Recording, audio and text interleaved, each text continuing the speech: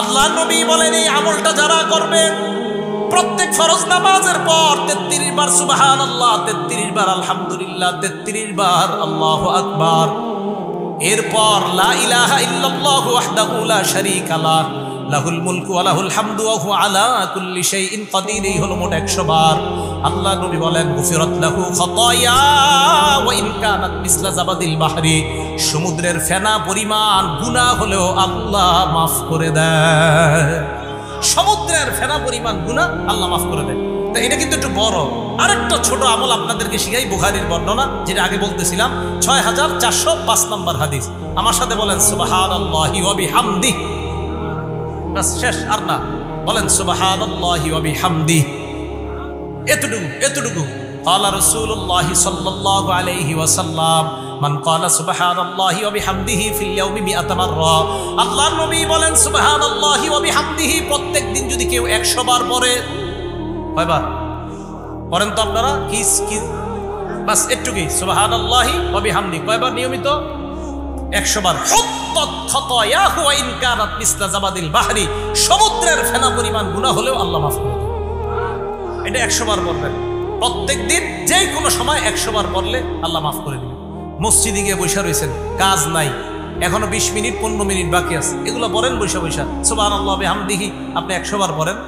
আবার এটা বাড়ায় যদি আরেকটু পড়েন, আরো ফজিলতের কথা আসছে বুখারী শরীফের শেষ হাদিসে, সুবহানাল্লাহি ওয়া বিহামদিহি সুবহানাল্লাহিল আযীম।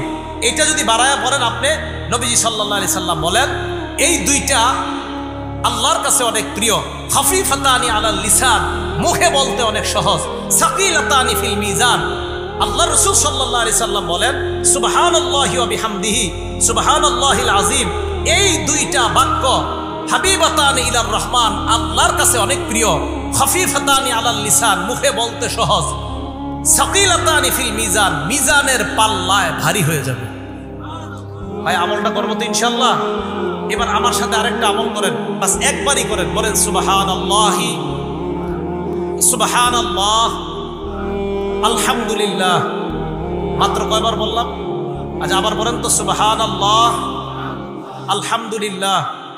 নবীজি বলেন তামলাউ মা বাইনাস সামাওয়াতি ওয়াল আরদ, মুসলিম শরীফের 422 নম্বর হাদিস, আসমান জমিনের মাঝে যত ফাঁকা জায়গা এই আমল দ্বারা পরিপূর্ণ হয়ে গেছে। সুবহানাল্লাহ আলহামদুলিল্লাহ, এই দুইটা। এবার আমার সাথে শুধু বলেন আলহামদুলিল্লাহ। আবার বলেন তো নবীজি কোনো সংখ্যা বলে নাই, শুধু বলছে একবার যদি বলে আলহামদুলিল্লাহ, পড়েন আলহামদুলিল্লাহ।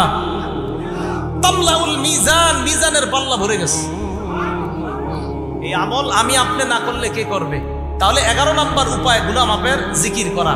জিকিরের মধ্যে আলহামদুলিল্লাহ জিকির, সুবহানাল্লাহ জিকির, আলহামদুলিল্লাহ জিকির, এগুলা সব জিকিরের অন্তর্ভুক্ত।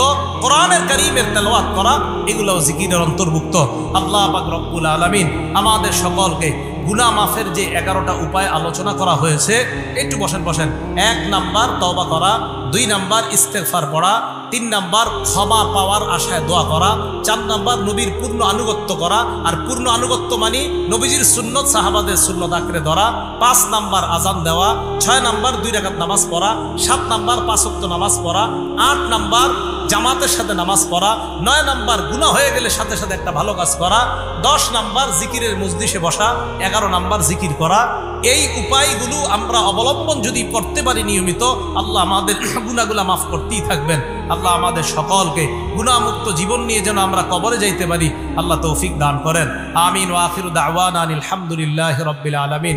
আসসালামু আলাইকুম।